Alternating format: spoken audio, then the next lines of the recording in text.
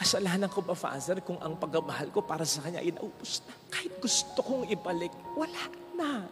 Tandaan po natin, hindi basta-basta nawawala o nauubos ang pagmamahal ng isang tao. Pero pwedeng unti-unting mawala, maubos ito. Kapag hindi mo na siya pinahalagahan, kapag hindi mo na siya binibigyan ng atensyon, hindi mo man lang ma-text, hindi mo lang makumusta, hindi ka concerned sa kanya. Yung kapag lagi na lamang siyang nag-a-adjust sa'yo, ikaw ang may kasalanan, gusto mo siya munang manuyo at mag-sorry sa'yo. Tapos sasaktan mo pa, lulukohin mo pa. Bakit bigla siyang nagbago? Bakit biglang nawala ang pagmamahal niya? Biglang nagbago? Huwag kang magtaka, ikaw ang nagpabago sa kanya. Bago tuluyang mawala yan, nagpasensya muna yan, nagsakripisyo muna yan, inintindi ka muna niyan, pinatawad ka muna niyan, kahit sa sarili na nagsinungaling siya, na mahal mo pa rin siya kahit by all indication, hindi na. Pag naubos na, wala nang pagsisimulan sapagkat kahit yung konting pagsisimulan, sinait mo na. Narinig po natin sa ating ebanghelyo ang pagtangis, pag-iyak ni Kristo.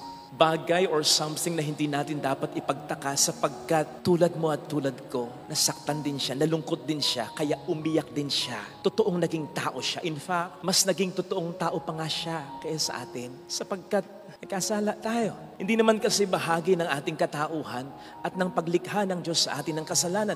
Nilikha tayo ng Diyos, remember, ayon sa kanyang wangis at larawan. Pumasok lang kasalanan na magkasala ang unang tao ng ating mga magulang. Kaya hindi talaga katuwiran yung tao lang ako, mahina, makasalanan. Sapagkat kung tututuhanin lamang natin ang ating pagpapakatao tulad ni Kristo at sa tulong ni Kristo, magiging malakas tayo kontra sa kasalanan. Anyway, kaya ko lang naman sinabi yan ay upang hindi natin ipagtaka kung bakit umiyak siya. At upang matuon agad ang ating pansin sa dahilan ng pagtangis at pag-iyak niya. And that is dahil nagmamahal siya. Isn't it that we only cry over something or someone dear to us? Hindi naman normal na basta tayo umiyak, basta tumulong ang ating luha nang hindi natin sinasadya para sa isang tao o bagay na hindi mahalaga sa ating buhay. Naalala ko tuloy yung isang kakilala ko na nag-abroad, iniwan ng kanyang mahal na aso. Yun nga lamang, habang nasa abroad, wala siyang inaalala kundi pa rin ang kanyang aso. Kung ang aso ba niya ay nababantayan. Tingnan mo nga naman, di ba dati dahil bumibili ng aso o humihingi ng aso para may magbantay sa ating bahay. Ngayon, pati na aso, kinakailangang bantayan. So, lagi niyang naiisip kung naalagaan ba, nababantayan ba ang kanyang mahal na aso. Hanggang sa kaiisip niya, natulog siya isang gabi at naginip. Namatay daw ang kanyang mahal na aso. So, alanganing oras, madaling araw, tumawag siya sa tagapagbantay ng kanyang bahay, ng kanyang aso. At kinamusta, hindi ang bahay, kundi ang aso. At nang matiyak niyang buhay, na naginip lang pala siya, doon lamang siya nahimasmasan. Then, she realized, umiyak siya. Basang-basa ng luha ang mukha niya, ang unan niya. O diba? Kasi ang aso ay mahal niya. At least 2 instances na ipahayag ng mga ebanghelista na si Kristo ay umiyak o tumangis. Yung isang instance, dahil sa pagkamatay ni Lazaro. Yung pangalawang instance, yung narinig natin sa Ebanghelyo. Sa parehong instances, parehong dahilan, pagmamahal. Mahal ni Kristo si Lazaro na kanyang kaibigan. Mahal ni Kristo ang Jerusalem na kanyang bayan. Kaya pareho niyang iniyakan, tinangisan. May pagkakaiba nga lang sa naging resulta. Sapagkat pagkatapos niyang iyakan si Lazaro na kanyang kaibigan, ito'y nabuhay mula sa pagiging patay. Pero ang Jerusalem, nanatiling patay sa kasalanan sapagkat never nilang tinanggap si Kristo sa kaniyang buhay. Narinig natin sa Ebanghelyo ang kanyang sentimiento dahil hindi mo pinansin ang pagdating ng Diyos upang iligtas ka. Actually, ito'y culmination lamang yung pag-iyak niya dito. Marami niyang kalungkutan sapagkat marami na siyang ginawang mga himala at milagro. Nandun ang kanyang kapangyarihan sa salita at sa gawa pero hindi siya tinanggap ng mga tao. That is why, ang sabi ng mga dalubhasa sa banal na kasulatan, iba ang iyak ni Kristo dito. Sapagkat kung pagbabatayan daw po natin yung mga salitang ginamit na hindi ko na po ni-research. Yung salitang ginamit sa pag-iyak ni Kristo kay Lazaro ay pag-iyak na swabe lang, patak ng luha. Ganun lang. Pero dito, yung salitang ginamit ay pag-iyak na hagulgol, uncontrollable, hindi ma-console. Nakakita na sigurado kayo ng mga taong ganon. Yung hindi mo alam ang gagawin mo para i-console siya kasi iyak ng iyak, kulkol, baha ang luha. Ganon ang naramdaman ni Kristo dito sapagkat as I told you, culmination lamang ito ng kaniyang sentimiento. Sapagkat ang dami na niyang ginawang mga himala at milagro. Pero hindi pa rin siya tinanggap ng mga tao. Biruin mo yon. Pwede palang sabihin ng tao sa Diyos yun. Yung expression natin na ginagamit natin sa iba na hindi natin gusto. Wala tayong pakialam. Kahit na humagulgol ka dyan, kahit na maglipasay ka dyan, wala akong pakialam. Pwede palang sabihin ng tao sa Diyos yun. Pero huwag tayong magkakamali, ha? Sapagkat kung sasabihin natin yon sa Panginoon, tulad ng mga Hudyo noon, tayo ang magsisisi. Tayo ang iiyak sa huli. Tayo ang talo at hindi ang Panginoon. Parang yung mister ng isang ginang na nangumpisal sa akin, ang sabi ni Mrs. patungkol sa kanyang mister, nagawa naman daw niyang patawarin. Sa ginawa sa kanya, napaka-irresponsable, niloko siya kung ilang beses pa, hanggang sa ito mismo ang siyang makipaghiwalay pa sa kanya. Biruin niyo yon. Yes, you heard me right.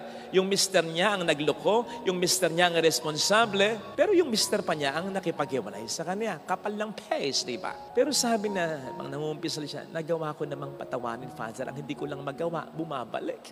Hindi ko magawang tanggapin kasi hindi ko magawang muling mahalin.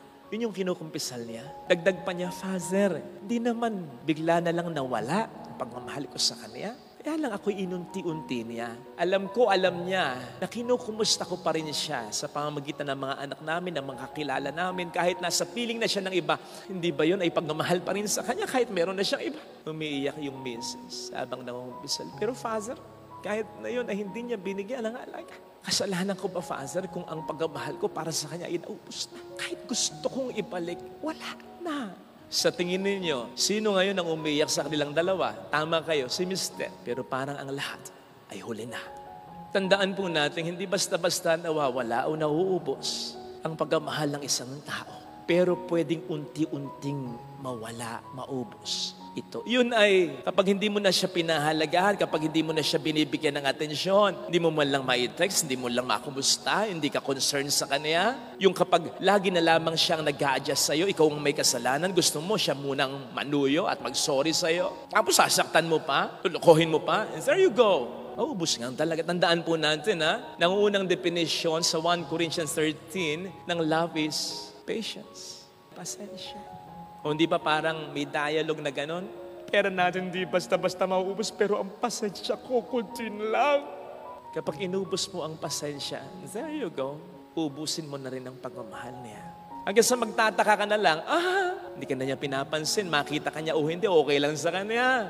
Wala na yung affection niya, wala na yung concern niya, hindi ka niya tinatanong. Magsalita ka man, parang wala na sa kanya. Sabihin mo man kung nasaan ka, kung sino mga kasama mo, wala na siyang pakialam sa'yo. Ikaw na ngayon ang magtataka, bakit bigla siyang nagbago? Bakit biglang nawala ang pagmamahal niya? Biglang nagbago? Huwag kang magtaka, ikaw ang nagpabago sa kanya. Biglang nawala ang pagmamahal niya? Huwag kang magtaka, ikaw ang naging dahilan upang mawala ang pagmamahal niya. Pero correction! Hindi biglang nagbago. Hindi biglang nawala ang pagmamahal. Inunti-unti mo. Sapagkat bago tuluyang mawala yan, nagpasensya muna yan, nagsakripisyo muna yan, inintindi ka muna yan, pinatawad ka muna yan, kahit sa sarili na nagsinungaling siya, na mahal mo pa rin siya, kahit by all indication, hindi na.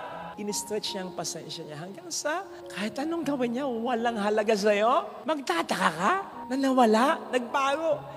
Inunti-unti mo. Magtataka ka kung sa huli wala ka nang aasahan. Kahit siya mismo, pilitin man niya ang sarili niyang mahalin ka, wala na. Kasi wala na siyang pagsisimulan. Inubos mo ng tuluyan. Kahit konti na lang. Hindi ka nagtira, kahit konti lang. Hindi ko alam kung familiar kayo dun sa poso, sa mga baryo dati.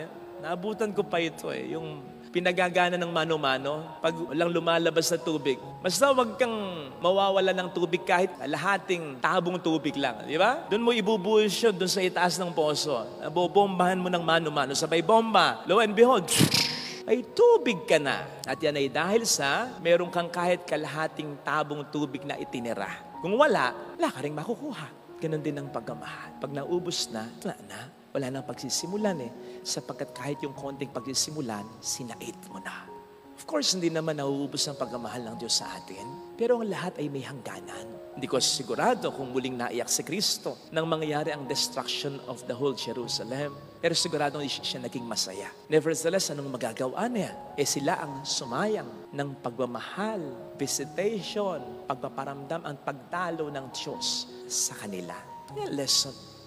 Wag sana